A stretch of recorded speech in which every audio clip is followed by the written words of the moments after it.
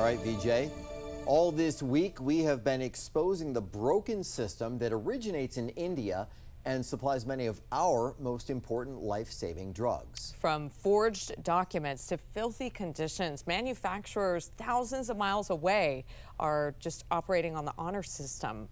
Senior investigator Lisa Fletcher sat down with a leading senator and the commissioner of the FDA, both making bold promises for change. This is all going to happen. We're going to get this fixed. Full of confidence, that's Florida Senator Rick Scott, chairman of the Senate Committee on Aging, promising real substantive change to fix the untrustworthy system that supplies our most critical drugs.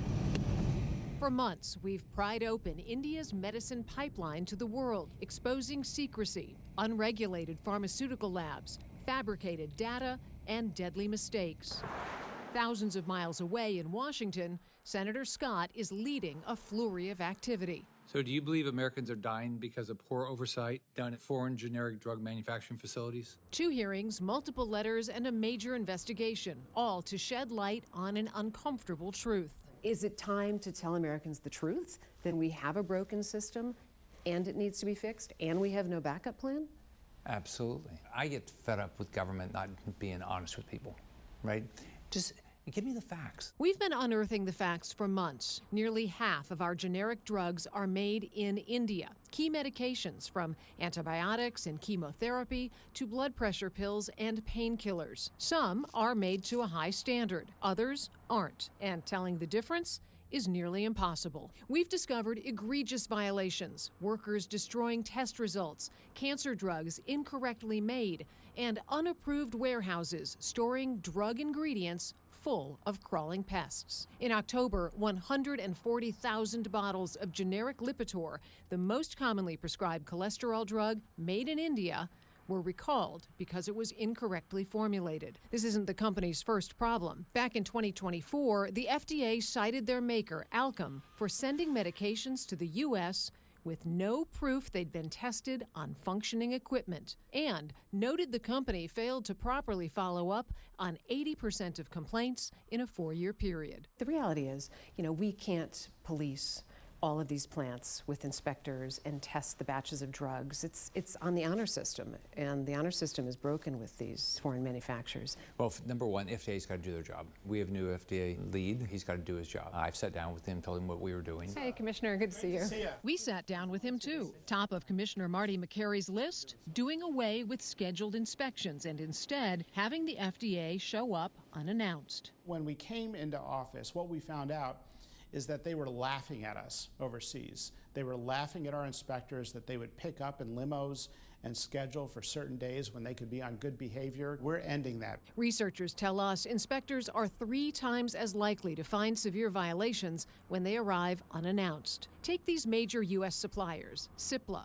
Glenmark, and Intis. Before surprise inspections, no red flags. Afterward, investigators caught workers at all 3 manipulating or hiding lab records to cover failed tests. That triggered a chain reaction, a recall tied to U.S. deaths, a serious inhaler defect uncovered, and 1 factory shut down. But that factory, chemotherapy drug maker Intis, was back online within months with no guarantee anything had changed. They've got us over a barrel. They know we need what they're making because we're not making it here. So do you expect them to do a 180-degree turnaround when FDA inspectors show up at their facilities? The incentive is that if they don't follow our rules and don't pass our inspection, we're going to shut them down. We're not messing around. And then you have a shortage. What's the solution?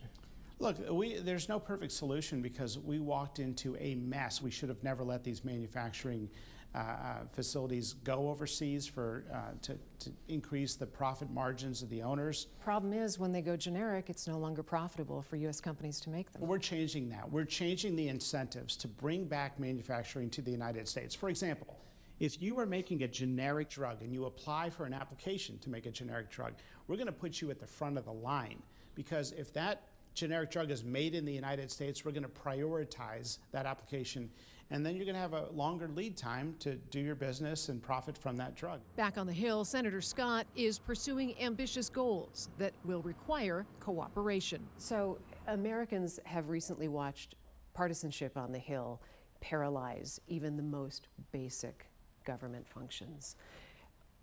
Why should they believe that something this important is going to change if we can't even keep the basics running? We started the right process. I mean, we're doing this.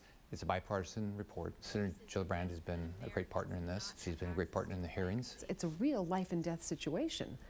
And I'm not sure that doctors or Americans necessarily at this moment grasp that. They're going to. They're going to. And by the way, everybody involved in the system should demand quality.